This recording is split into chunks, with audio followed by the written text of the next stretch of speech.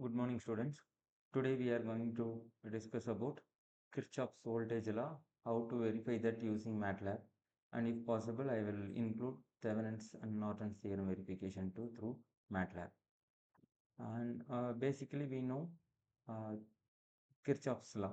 Kirchhoff's second law is Kirchhoff's voltage law, which says that the sum of the voltage in a closed loop is equal to 0, right? So you can have n number of sources. If you have draining sources, and the voltage supplied by the source will be equal to the voltage dropped by each element in the circuit. So this is a basic example that here we have 4 resistors. If some sources are available over here, and the sum of all these voltage drops across each resistor will be equal to 0. So how to verify that using Kirchhoff's voltage law using MATLAB? Okay. So here we go with a MATLAB.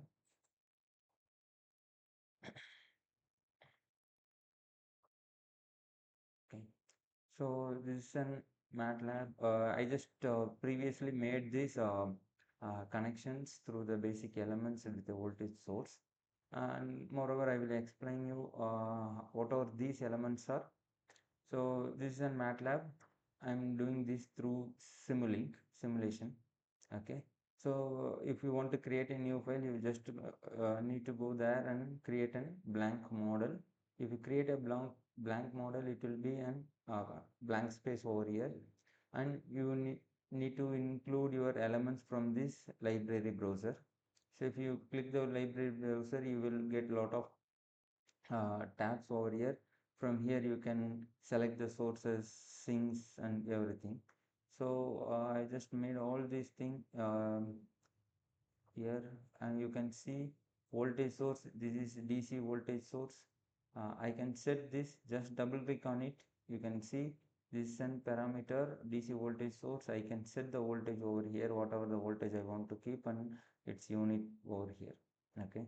So I'm using an DC 20 volt source, and if I want to display this 20 volt over here, I just right click on it, go to the properties, block annotation, and you can see n number of parameter associated with this block, and I can choose, I want to make its voltage and its unit to be displayed. I just go down over here and I can see here it's an V0.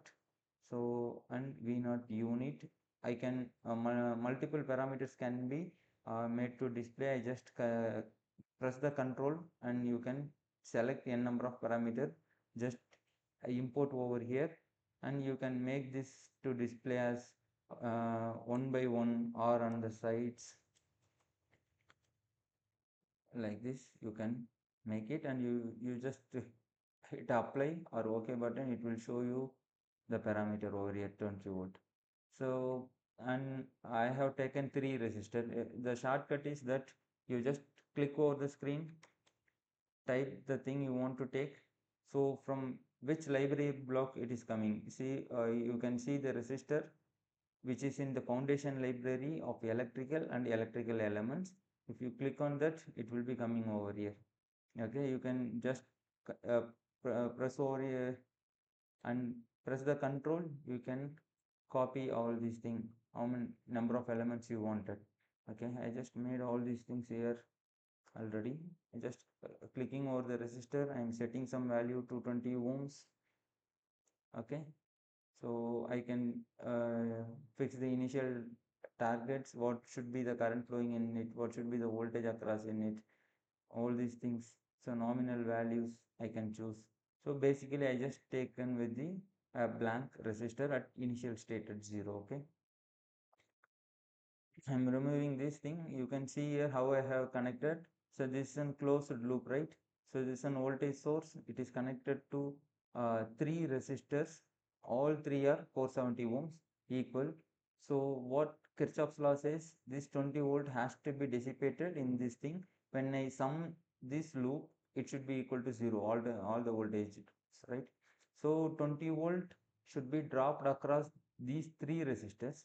So since all these 3 resistors are of same values, each resistor should drop same amount of voltage so that it can be displayed over here. I have just taken a voltage sensor, 3 voltage sensor across each resistor, and to display that I have a display over here.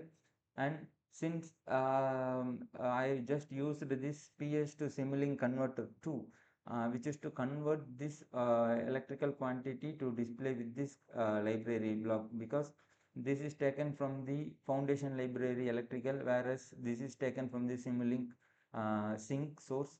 So to have this data conversion, I use this PS link. Okay. This solver configuration should be configured. When you configure these circuits, you should be aware that you should have a solver configuration block and you should have a electrical reference block. So these two things has to be given to the circuit for its proper operation. So this is a basic connections. I just made it. I'm going to run this thing to show you how the voltage drop is made. Okay, it's compiling, it's checking with the connections and the parameter what is set, and it is running, and the simulation has been completed. So you can see a 20 volt which is dropped at each resistor of 6.667 volt is dropped across each resistors. So sum of these three things will give you 20 volt. With the calculator I can you can check which is exactly. I'm just opening a calculator here, but I think it is not displayed to you. It is 20 exactly. It is 20 volt. Okay. If I show you one more thing. I'm just reducing this voltage source resistor to be 600 ohms. Okay. So what happens now? I just made it into 600 ohms. It is auto saved condition. So I just made it into auto apply. So I don't need to save. Just I change and close. It will be changed to 600 ohm. Basically now what have to be happening, that is this 600 ohm should drop more voltage than these two things, but some of these three drops should be equal to 20 volt, right? I just hit the run button. You can see now the voltage drop across these two resistors reduced, but through this 600 ohm has increased, which is 7.792, and other two are 6.104, and you sum all these three things will give you 20 volt. So this is a basically you can change these resistor values, you can make some other form of connections, you can make into parallel connections, you can check how much voltage drop each resistor is doing. Okay, so this is up to Kirchhoff's voltage law. And I just wanted to go with Thevenin's theorem. I just already made this Thevenin's theorem. I hope this Thevenin's theorem should be visible to you. I will make it visible now. I just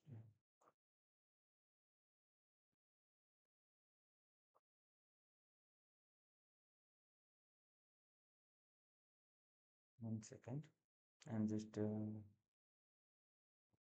taking you to this thing.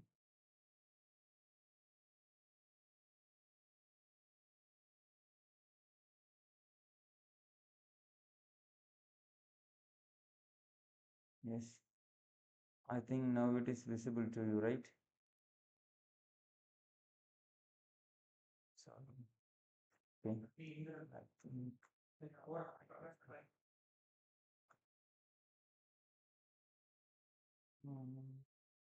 yes. Okay. Now we can see the Norton's theorem. I will show you what the Norton's theorem is also. So basically we know Norton's theorem. If a circuit is with a number of sources, or it is a complex circuit, you can change the circuit into a single voltage source with an equivalent resistance connected in series to the load. Okay, so that is basically we know Norton's theorem is. I will give you a theory part of this Norton's theorem over here now. Okay, I think it is visible to you now, right? Okay. Okay. So you can see here Norton's theorem. So I just taken this from the internet source. I'm giving a credit to them. They made this example over here, all about circuits. So this is a circuit. They have two sources. They have a 2 ohm load resistor over here and two resistor connected to each voltage sources. And now our ultimate aim is to do Thevenin's theorem. So this Thevenin's theorem, we have to find the open circuit voltage across this load resistance, and we should reduce this total resistance without this load resistance into an equivalent resistance value. We have to find, that is Thevenin's equivalent circuit, and we have to connect only one source, voltage source, and resistor in series, that equivalent. So it should be made like this. V Thevenin we have to find, R Thevenin, and the load resistance will stay back. Okay, so by this way we have to connect. Then now we have to find V Thevenin. So V Thevenin you have to find across these open circuit points. So here we can calculate using mesh analysis. You can know the current and you can know what is the voltage drop across here. As these two sources are in parallel, the higher voltage source will play a major part over here. So 28 volt and 16.8 volt is dropped over here, and remaining 11.2 volt will be available across this open circuit point. So it will be your V Thevenin.